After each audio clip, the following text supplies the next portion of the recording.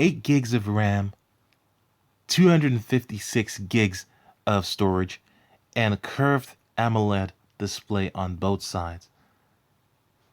I just wonder, how much is this phone actually supposed to cost, and how much does this phone actually cost?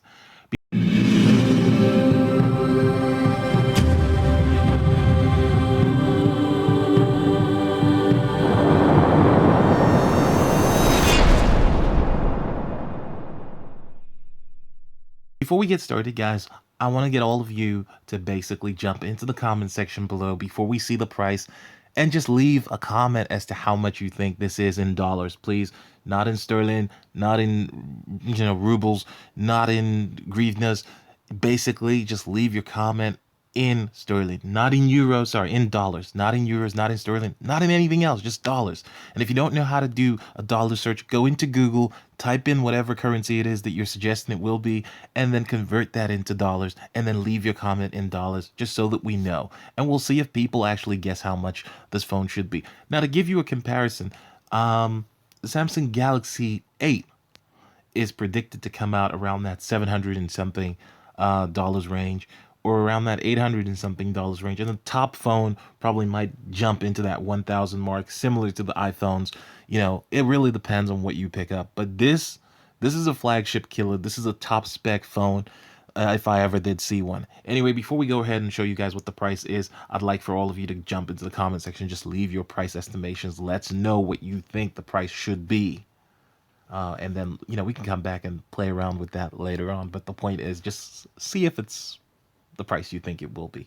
And if you haven't done it yet, dude, stop being lazy. Get your ass up and go into the comment section and leave a price right now. As you guys know, I'm Plus, and this video is going to be a different take on some of the videos that I am going to be doing on a frequent basis. Sometimes I am going to want to throw in a little bit of tech stuff into the video lineups that I do have. I'm not going to jump in and do another channel just for the extra YouTube monies, just to show you one or two videos like this. I will keep those videos in here. My main content is that I do play Clash of Clans, but I am going to be doing a lot more tech stuff every now and then. Things that you might find useful. For example, right now I'm charging my Galaxy Note 4, which has a, DBS. For those of you that don't know what DBS is dead or dying battery syndrome. And of course, I do find that this charger is very useful for wherever I am, and it does use the fast charge option, which is kind of like dash charge.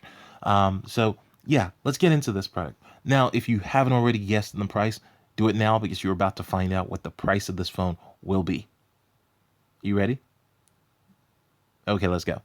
So this phone is by Elephone, and they're the ones that make that they made that S7 clone looking phone that basically a lot of people were talking about on YouTube.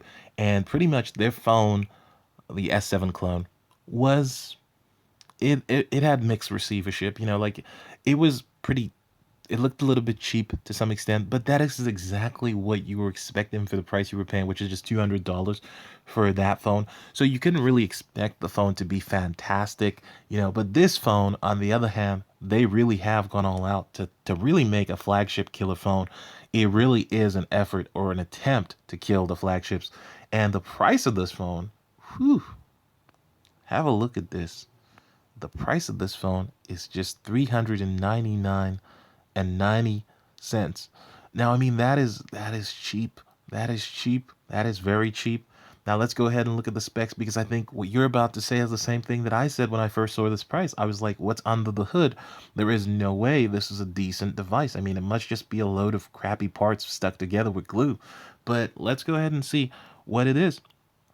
So the initial description of this device, mobile phone device, whatever you want to call it, I think I probably call it a mini laptop, because my laptop has 8 gigs of RAM. It basically utilizes the MediaTek Helio X30 COC chip, well, the processor.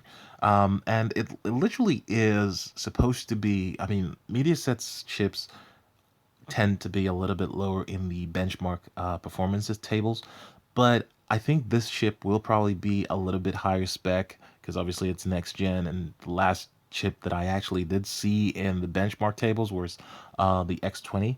I haven't even seen the X25, but I guess the X30 will be a skip on top of that. And of course, it's got dual curved AMOLED display, which is again really impressive.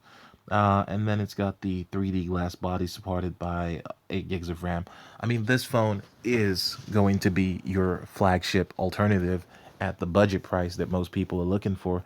Now, I know that a lot of people look at things like the Umi, and a lot of people look at other devices that are coming from China, and they think, yep, okay, these devices are getting better, they're good, so we can use them. But this particular device, I mean, obviously for the price point, it really is good, and it really does the business. Let's go ahead and have a look at the description here. This is the actual device design concept here. It's not the device itself, I don't believe, by any stretch of the imagination, because you can see that right here it has a Elephone home button looking thing here, but that just seems like the insignia, but doesn't seem like the home button. And I can't see capacitive keys here, which really would be one of the only downsides that I have with this device. Again, also another downside is that I see that they have marked it up with the Marshmallow operating system, which I can't imagine that this would happen, since this is supposed to be Ediphone's attempt to take down the flagships. I think this device would, if it does come out, will roll out with you know, it should roll out with nougat. But I guess when they first put this post up, they just thought, okay, let's put this here. Now, initially, reports say that this device did have 6 gigs of RAM, but it has been boosted up to 8 gigs of RAM. I don't know how, but I guess Elephone are basically working on this product consistently and trying to refine it in conjunction with what they feel that the public would like to have on their future-proofed mobile phone. It does have 256 gigabytes of storage space, which, for any of you that have one of those really annoying habits of taking video or pictures and things like that, you'll find that your phone does get full real quick, and then you have to move everything over to your SD card, and then your SD card basically doesn't map back on your WhatsApp, and then you lose all your photos in WhatsApp. Even though you've got the photos in your phone, it just doesn't link to them. It just becomes slightly a little bit annoying and frustrating. Now, the other thing here, it's got a 5.7 inch, uh, you know, size to it. The screen is dual curved and AMOLED display, which means that you will get that feeling of quality. And it is the standard spec that you'll get with most of the Chinese brand phones that come out from China, like, literally the dual SIM tray. It's not supposed to have a Nano SIM card. I guess this is Nano, but again, like I did say before, with a lot of the descriptions that you see from Chinese manufacturers, just be happy that most of it is right rather than most of it is wrong, and be glad that as much as you got right, you got right, because it's not their first language; it's a second language, so you can understand. Um, and again, moving forward, you look at the camera here. The camera has 22 megapixels, which is quite good, and it's got a 8 megapixel front-facing camera, 22 megapixel on the back. It has the flash, yes. It supports double flash. Like I said again, back to what's correct. It has autofocus, supports laser autofocus, touch focus. It really it seems like it's a good device. I mean, on paper, this seems like a very good device, especially when you go back to that price point that I mentioned earlier. It seems like a very good device. Now, can you extend the memory on the device? Of course, you can. 256 gigabytes of extra SD card support, which, if you have a dual SIM card tray or you've ever used a dual SIM card phone before, you know that this means you can either have this or a second SIM card. It doesn't mean you can have all three. That's what I understand from all of this, but I might be wrong. Again, correct me if I'm wrong later. Again, we see another picture of the alleged phone, and the thing here now that gets confusing or conflicting is that we now see a dedicated capacitive home button, not really the push style button that we see on Samsung devices or the Umi have kind of integrated into their phones, but just the capacitive home button. It would be nice to see the back button and the menu button, because that's always really good and helpful in case you've got some kind of liquid on your screen, or your screen gets you know all funny and you need that home button. It just makes things a lot easier. Now, I don't know how people who keep on saying, hey, I'd have the whole screen without a home button. I keep thinking, for those folks, how exactly are you ever going to power the device into like special boot mode, or the mode where you need to hold down your power button plus your home button and all that extra stuff? It just seems like it's going to be very difficult to do that. Um, This device does seem like a very, very impressive device, and I honestly think that if it turns out that this device is real and it does come out, this will be one of the better devices that you could get in the market.